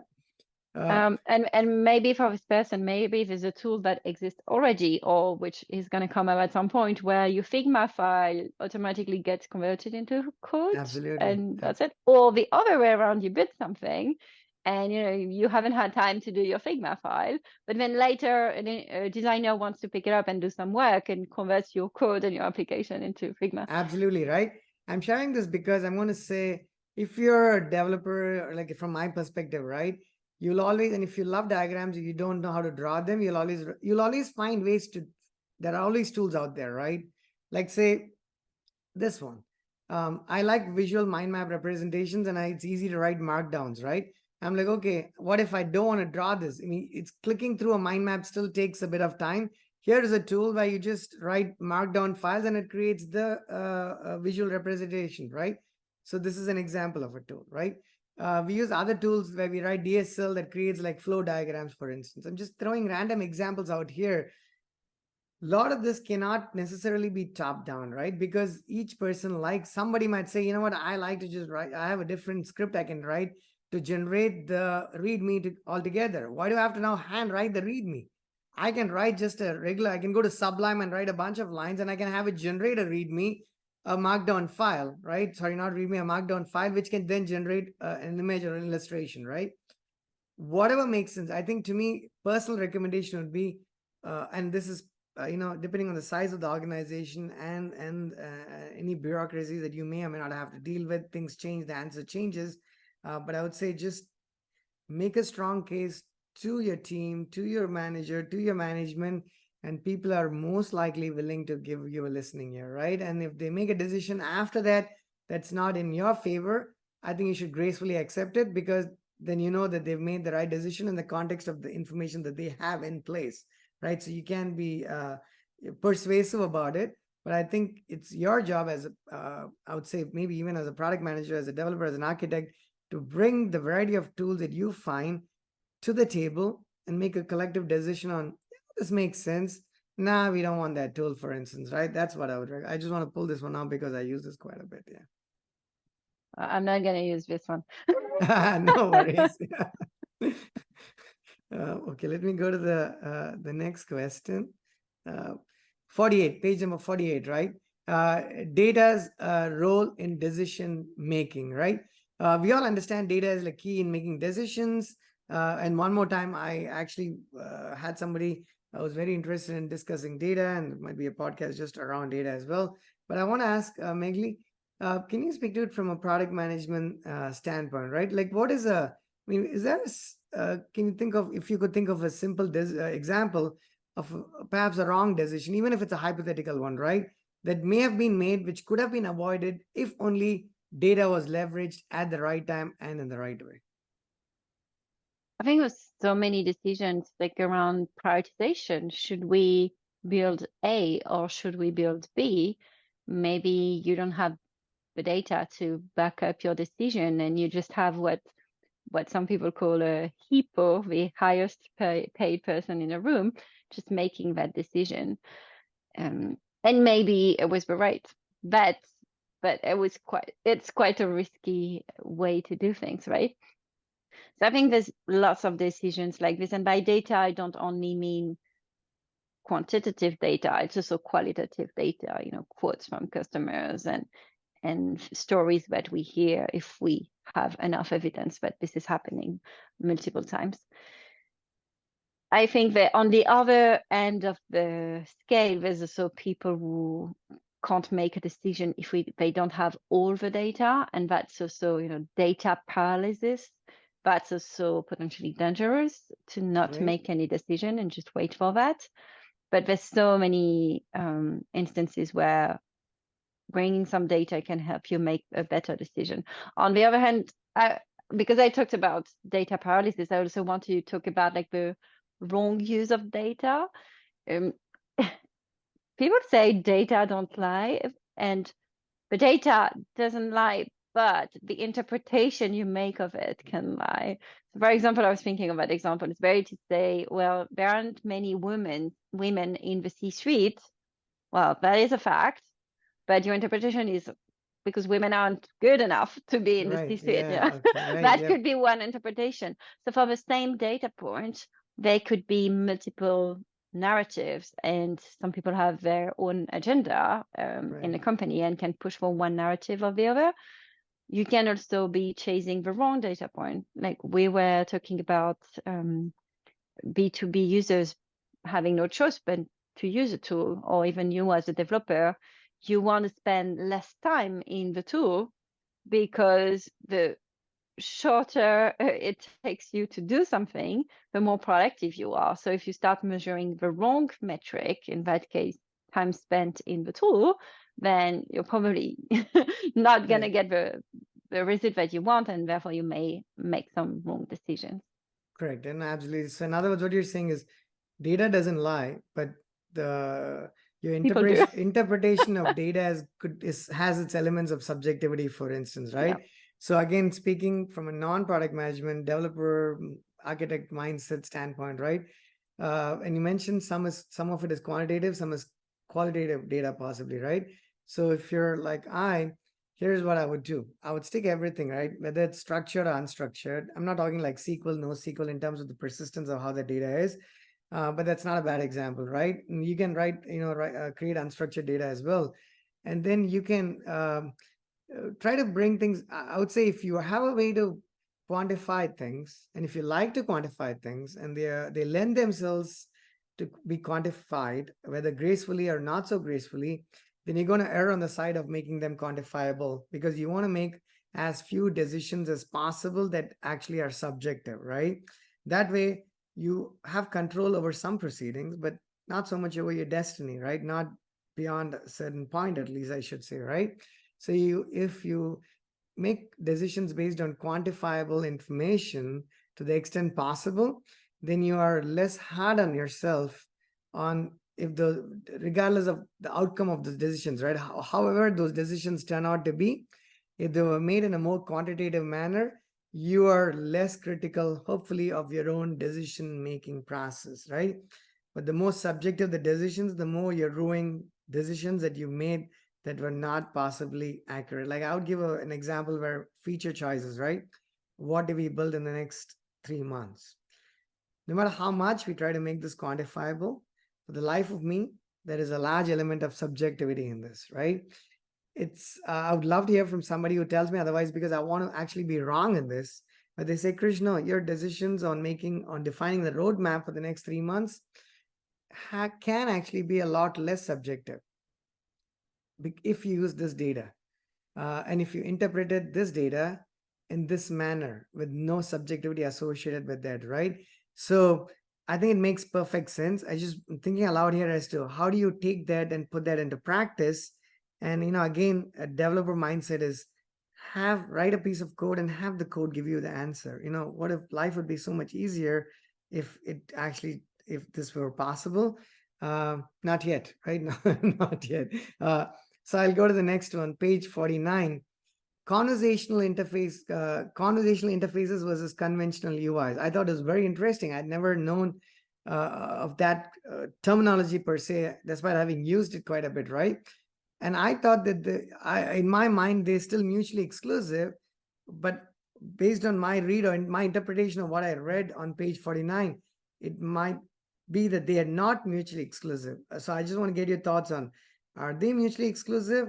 If they are not, what are your thoughts on it? Right. So to paint the picture for listeners, we're talking about conventional UIs. You've got buttons and you've got charts and you've got dashboards and none of this, versus just conversational interfaces, which are natural language. You just ask your question, a bit like a chatbot, really, a bit like ChatGPT, I think is the best example. And my point, because this chapter starts on like data, is that people don't want dashboards. Like nobody's really happy to look at a dashboard. and you have to interpret the data, and you have to create that story, that narrative, which is subjective. But even though I think nowadays data literacy is a skill that is super important for most professionals, that doesn't mean it's easy. That doesn't mean we have time to do it right. That doesn't mean we all have the same level of data literacy. So one of the things that AI can help us do is making sense of that data. Because I'm not using a dashboard because I want to use a dashboard. I'm using a dashboard because I want to make a decision. Let's say I did this A/B test on feature A, and I want to make a decision about should I go with this feature A or not. I don't care about the dashboard. So if what I really want as a user is the answer to my question, wouldn't it be easier to simply ask that question the way that my manager asked it to me? Should we build feature A?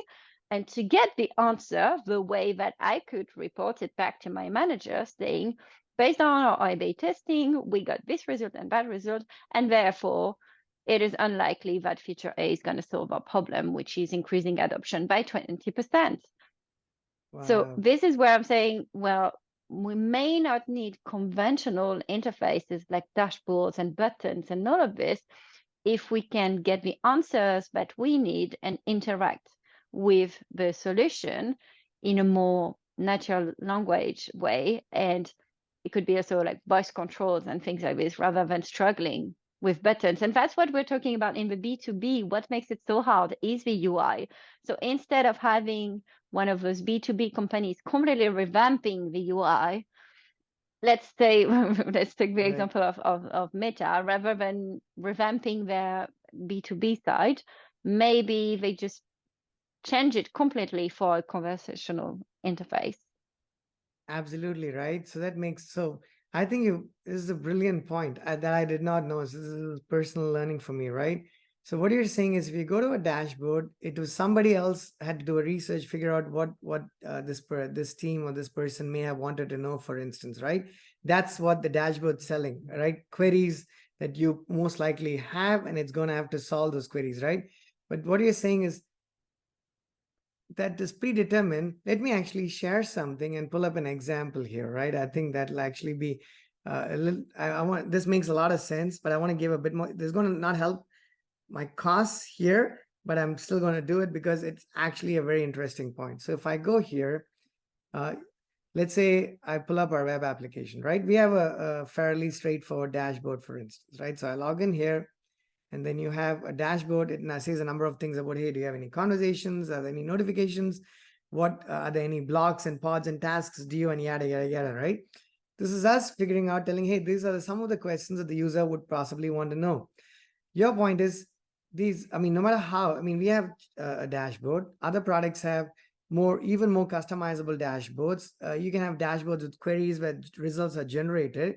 Things get a lot very complex very quickly, right? If you've used like Jira dashboards, you can spend days creating them.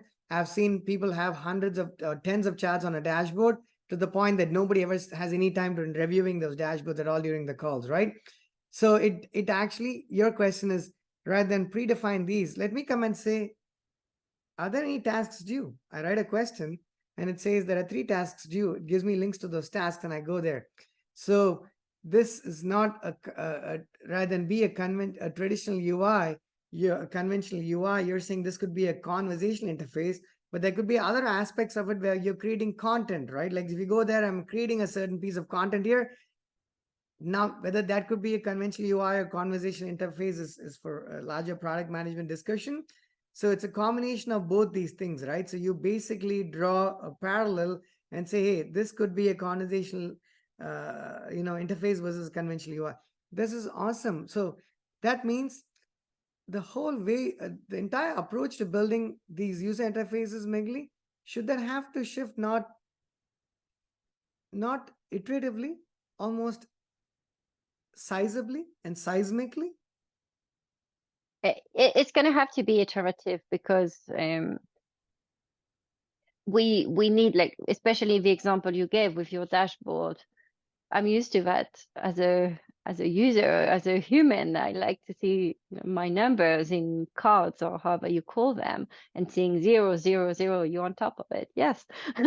Right. So there's going to be a transition because there is a balance between visibility and I guess easiness to understand, right? I don't want to be asking, do I have any do I have any Tasks. Yeah, message? Do I you know what I mean? have this for Exactly. Yep. everything? It's really nice to be able to see everything at a glance. But for more difficult things to do, let's say you had one of those Jira dashboards, for example, that you were talking about.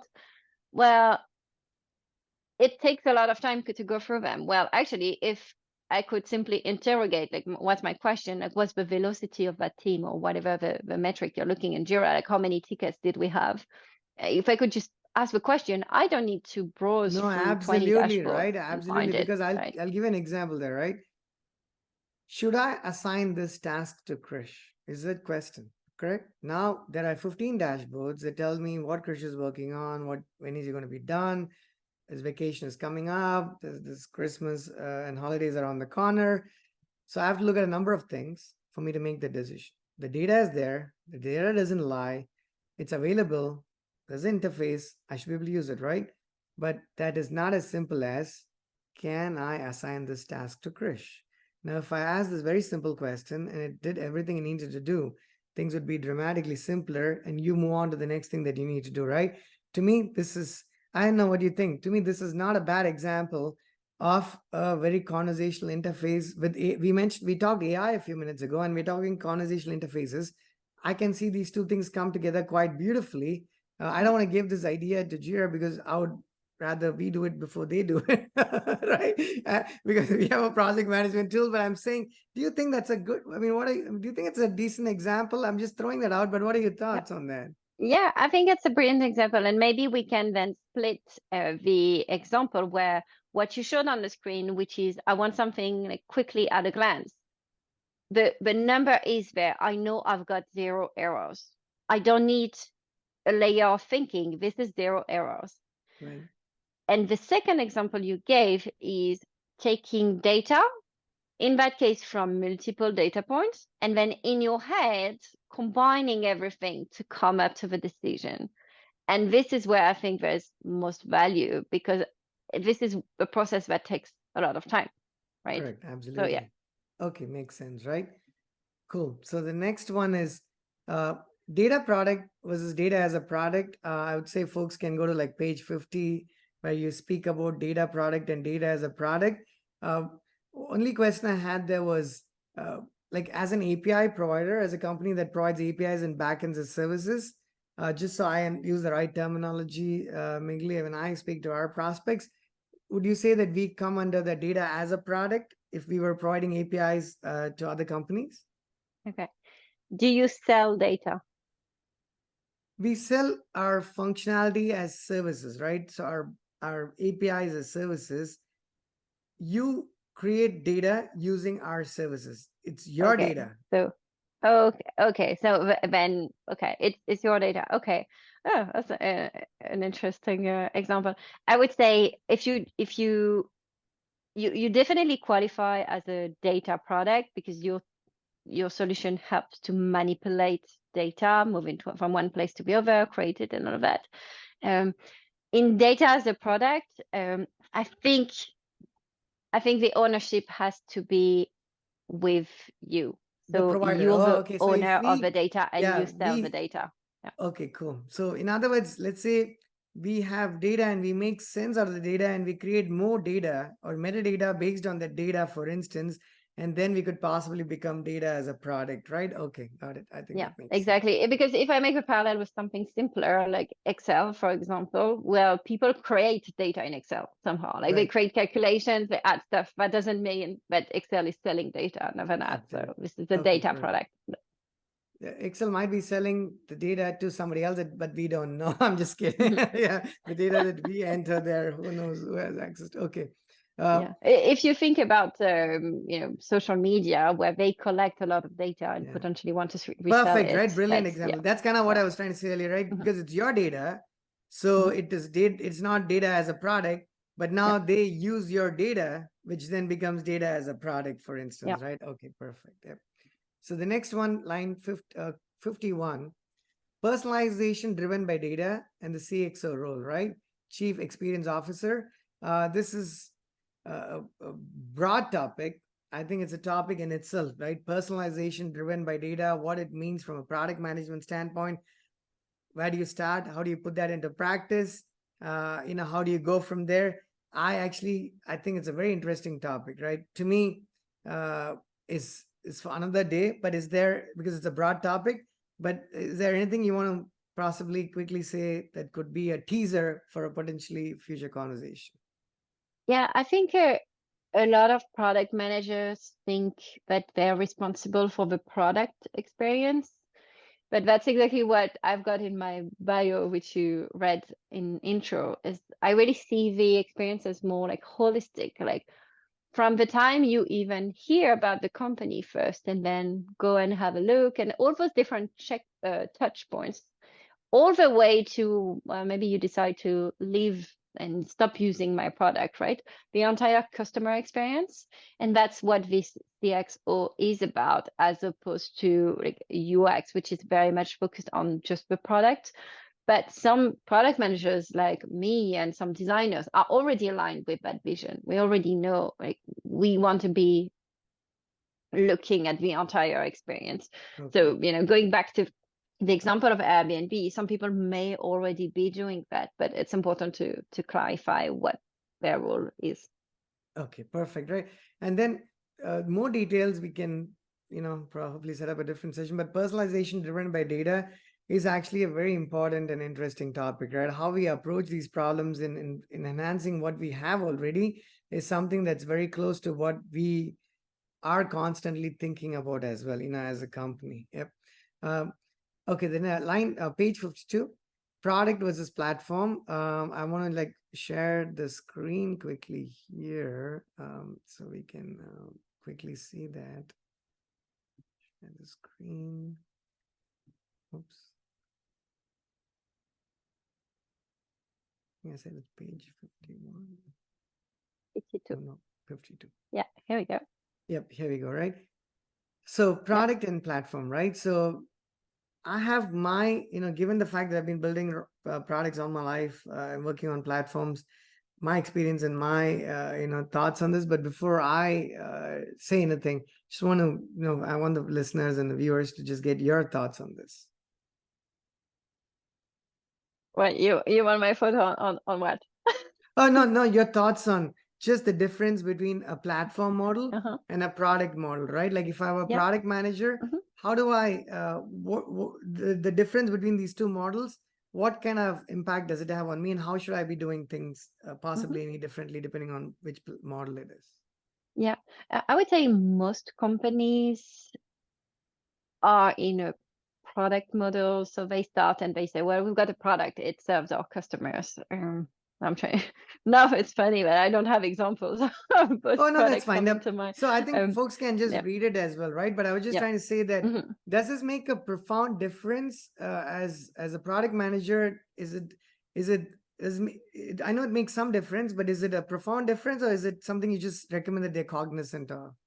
No, it does, because in the other model, when you become a platform, not only do you serve directly your customers, but also you have third-party companies building on top of your capabilities to then serve their customers. So that means that you can potentially become a standard. Like if I think examples of platforms are, I want to take one example, like Slack.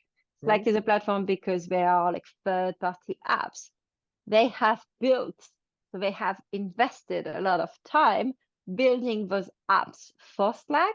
Right. And now, well, unless Slack upsets them quite a lot, they're more likely going to stay where That's a great selling this example, product. right? That's a great example. Yes. And then it makes Slack very sticky, because apart from the emojis that people like very much in Slack, what people like about Slack is all the automations. You have like Jira tickets, and you've got like all your Jenkins and all of that. everything. So it makes the product Slack much more embedded into the Absolutely. organization.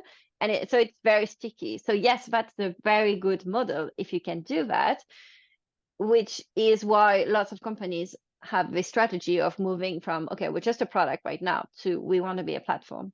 Perfect, right? I think that's also worth another topic, and all of your pages can be a much broader discussion. I think even despite the detailed conversations we've had so far, Magali, in my mind, still scratching the surface Yeah. of each of these independent topics, so to speak, right? Yeah.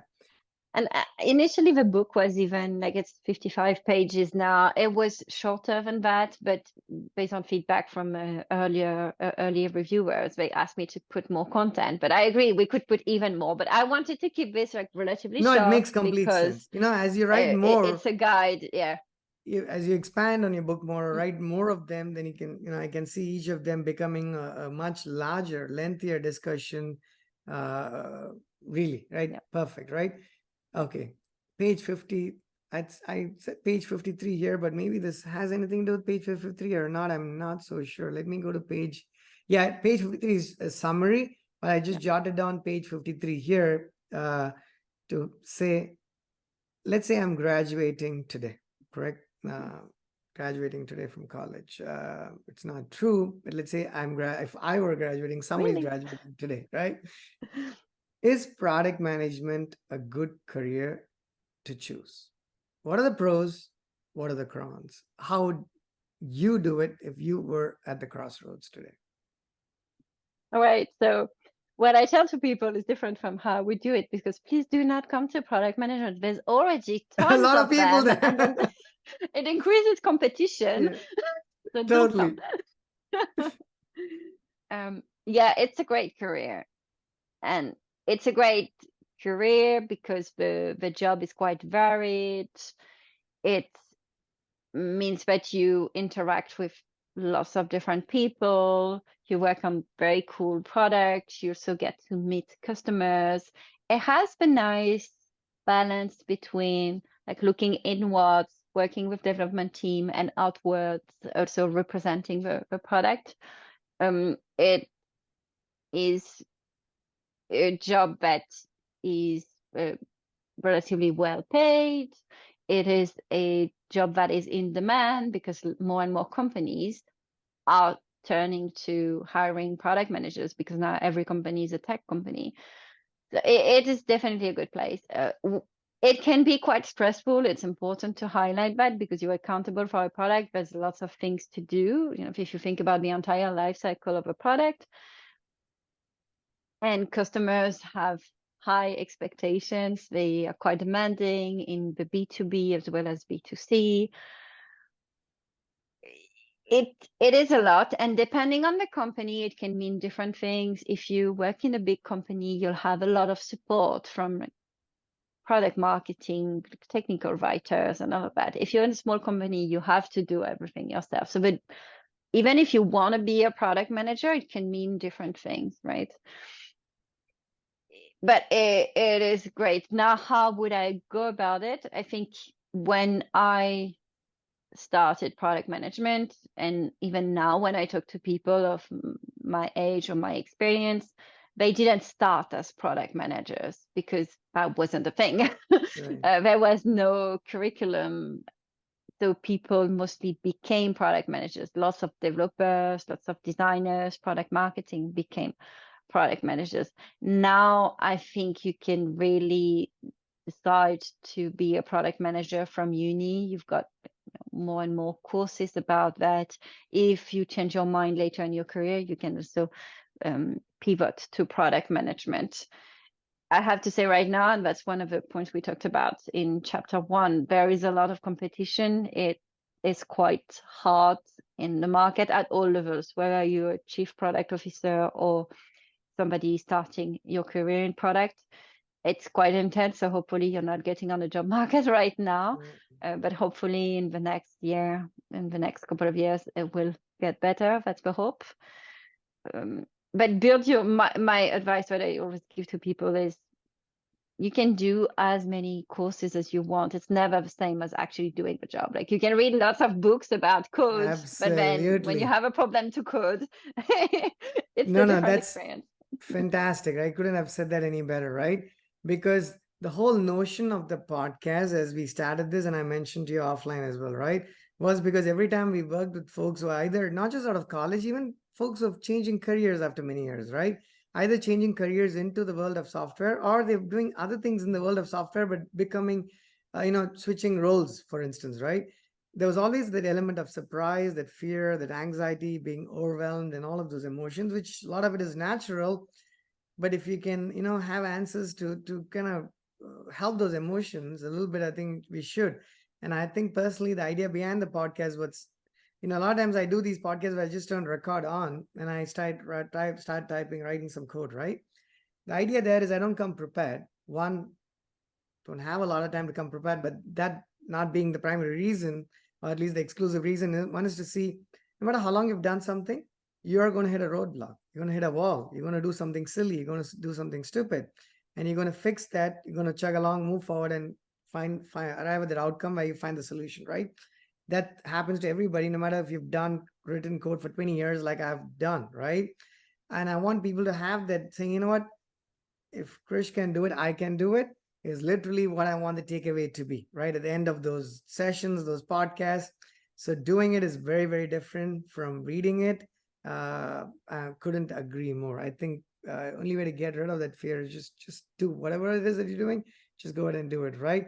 And I think the role of a product manager, I have a lot more questions for another day, but I think what you said makes complete sense, right? I think we've hit the end of the book, right? We've hit the end of the book. Yes. Yeah, perfect, right? So, what are your any closing thoughts? By the way, I've had, after you have a closing thought, I have a couple of things to add, but please go ahead. Yeah.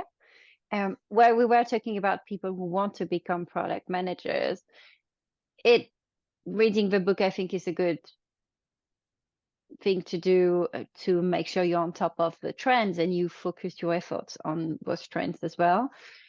We were talking about how in my podcast, I invite people who work with product managers because I want product managers to understand what it feels like to be on the other side, to be an engineer, to be a designer and all of that.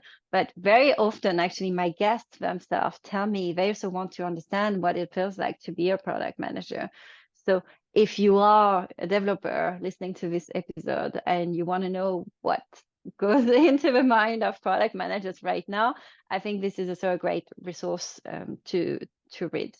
So that's my thing, and let's work together collaboratively to try and embrace some of those trends because it's good for the company and it's good for our skills and staying relevant in the market. No, absolutely right. This was awesome. I told myself I'll do my best in getting to some of those items. I did skip a couple of things that I had, but just in the interest of containing this, the length, if you will, right? I thoroughly enjoyed this conversation, right? I have a lot more questions, but there's a lot of learnings that have come out of your experience, you sharing those experiences, and the references in your book to other sources as well, for instance, right? Collectively, it's been awesome. So thank you very much, Magali. Anything else, or are we good here? No, I think we're good. Thank you so much. It's been a great conversation. I loved being challenged again and having to think. No worries. So it's great. Next time you should review my book before I publish it. Yeah, absolutely. I will do that. Cool. I'm gonna hit stop and then I'll chat with you. Thanks, Magali.